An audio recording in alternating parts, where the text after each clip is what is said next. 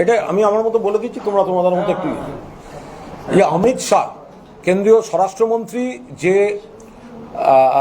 সাংবাদিক বৈঠক করে সব বলেছেন, এটা হচ্ছে ওনাদের একটা প্যানিক রিয়াকশন। শিডিউলে ছিল না, অন্য প্রোগ্রাম ছিল, তড়িঘড়ি করে সাংবাদিক বৈঠক ডাকতে হয়েছে। আমরা বলছি panic press conference, PPC, panic press conference. কারণ তখন রিপোর্ট এসে যাচ্ছে যে ভরাডুবি হচ্ছে, ফার্স্ট ফেজে ভরাডুবি হয়ে গেছে বিজেপির, এবং দ্বিতীয় ফেজের আগে কর্মীদের কোনো ক্রমে মনোবলটা একটু ভাসিয়ে রাখার জন্য তড়িঘড়ি করে একটা কাল্পনিক কিছু বিষয় দিয়ে একটা পরিকল্পিত সংখ্যাকে সামনে রেখে অমিত শাহকে প্রেস কনফারেন্স করতে হয়েছে। এবং আমরা আবার বলছি, বিজেপির কোমর ভেঙে গেছে। বিজেপি 152টার মধ্যে তৃণমূল কংগ্রেস 125 থেকে 135টা সিট জিততে চলেছে। বিজেপি ভয়ঙ্করভাবে পরাজিত হচ্ছে। এটা অমিত শাহ জেনে গিয়েছেন, বিজেপি জেনে গিয়েছেন, কর্মীরা ভেঙে পড়েছে। সারা বাংলা থেকে সেই রিপোর্ট আসার পর তড়িঘড়ি করে সেকেন্ড ফেজের মনোবলটুকু বাঁচিয়ে রাখার জন্য প্যানিক প্রেস কনফারেন্স করেছেন স্বরাষ্ট্রমন্ত্রী। এটা গেল এক।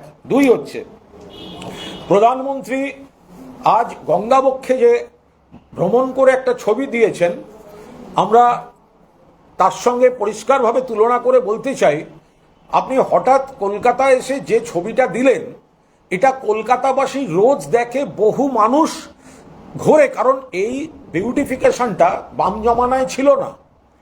মমতা বন্দ্যোপাধ্যায় মাননীয় মুখ্যমন্ত্রী টেমসের ধারের মতো সাজিয়ে দিয়েছেন গঙ্গার ওই জায়গাটা। গঙ্গা বক্ষে একদম সুন্দর একটা পরিবেশ, ছবির মতো। সেখানে নরেন্দ্র মোদী ছবি তুলেছেন।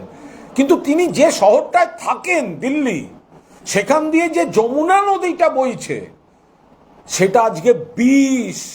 কারণ সেটা এতখানি দূষিত যে নরেন্দ্র মোদী তো যমুনায় গিয়ে ছবি তুলতে পারলেন না, তাকে তো আসতে হলো মমতা বন্দ্যোপাধ্যায়ের সৌন্দর্যায়ন করা গঙ্গায় ছবি তুলতে।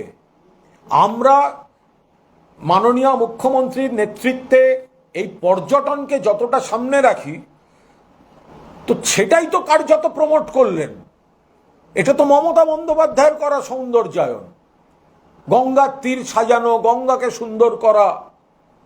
তো নিজে যে শহরটায় থাকেন, নয়া দিল্লি, যমুনায় ফেনা উঠছে কেন?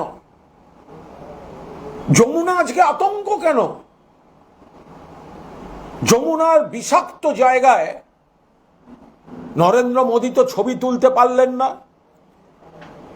নদীর ছবি তোলা, গঙ্গার উপর ছবি তোলাটা কলকাতায় এসে তুলতে হলো, কিন্তু দিল্লির যমুনায় তিনি তুলতে পারলেন না। তিনি মণিপুরের ওই সৌন্দর্যে গিয়ে ছবি তুলতে পারেন না। তাকে আসতে হয় গরমের মধ্যে গায়ে শাল দিয়ে ছবি তোলার জন্য কলকাতার গঙ্গায়। আপনি 100 বার গঙ্গায় ঘুরুন, যতবার ছবি দেবেন ততবার আমরা মনে করিয়ে দেব যে যমুনায় ছবি তোলার ক্ষমতা নেই। কেন কেন কদিন আগেই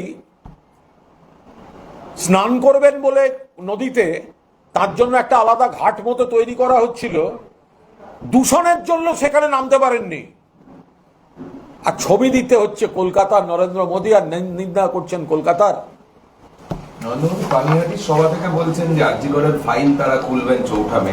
নরেন্দ্র মোদী আরজিকর নিয়ে যা বলেছেন সেটা চূড়ান্ত স্ববিরোধিতা। বিজেপি চরম নারী নির্যাতনের সঙ্গে যুক্ত। নরেন্দ্র মোদীর লজ্জা হওয়া উচিত।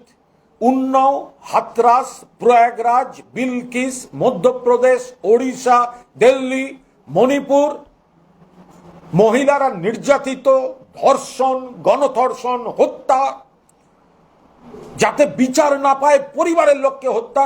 নরেন্দ্র মোদী, আপনার কোথায় থাকেন আপনি, যখন আমাদের সোনার মেয়ে কুস্তিগিররা বলে আপনার সাংসদ ব্রিজভূষণ শ্লীলতাহানি করেছে, দিল্লির রাস্তায় তারা ধর্ণা দিয়ে বসেছিল, আপনার অমিত শাহের পুলিশ তাদের পিটিয়ে রাস্তা থেকে তুলে দিয়েছে, আর আপনি শ্লীলতাহানিকারী ব্রিজভূষণের পাশে বসেছিলেন লোকসভায়। আপনি আসছেন, আপনি নারী সুরক্ষার কথা বলছেন। সব থেকে মহিলারা সুরক্ষিত পশ্চিমবঙ্গে। এখানে কোনো সামাজিক বিকৃতির ঘটনা ঘটলেও সঙ্গে সঙ্গে পুলিশ অ্যাকশন নেয়। মানবিক মুখ্যমন্ত্রীর নেতৃত্বে প্রশাসন দ্রুত বিচার এবং তদন্তের মাধ্যমে তার শাস্তির রায় আদায় করে আনে। আপনার মতো গুজরাটে বিলকিসের পরিবারের হত্যাকারী এবং গণধর্ষণকারীদের যাবজ্জীবন হওয়া সত্ত্বেও জেলের গেট খুলে ফুলের মালা দিয়ে বরণ করিয়ে নিয়ে যায় না, সুপ্রিম কোর্টকে হস্তক্ষেপ করিয়ে তাদের আবার জেলে ঢোকাতে হয়েছে। সেই নরেন্দ্র মোদী এসছেন। নরেন্দ্র মোদী নারী সুরক্ষা নিয়ে যদি কুৎসা করতে যান, যতবার থুতু উপর দিকে পশ্চিমবঙ্গের দিকে ফেলতে যাবেন, গোটা থুতুটা আপনার নিজের মুখে এসে পড়ছে। ইন্টারনেট বিজেপি প্রার্থী অভিযোগ করছেন যে বিএলও থেকে নাকি তৃণমূল স্লিপ নিয়ে নিচ্ছে এবং নিয়ে নিজেদের মতো বিলি করছে। গোটা ইলেকশন কমিশনটাই বিজেপি হাইজ্যাক করেছে, ফলে তাদের আবার আলাদা করে সব নাটক করতে হচ্ছে কেন? গোটা ইলেকশন কমিশনটাই তো বিজেপির পার্টি অফিস হয়ে গেছে। বিভিন্ন জায়গা থেকে যারা আসছে সব বিজেপির লোক আসছে, তারা আবার এইসব নাটক করতে যাচ্ছে কেন? ঠিক আছে, হিন্দি বলতে নেই। হ্যাঁ হ্যাঁ, বলে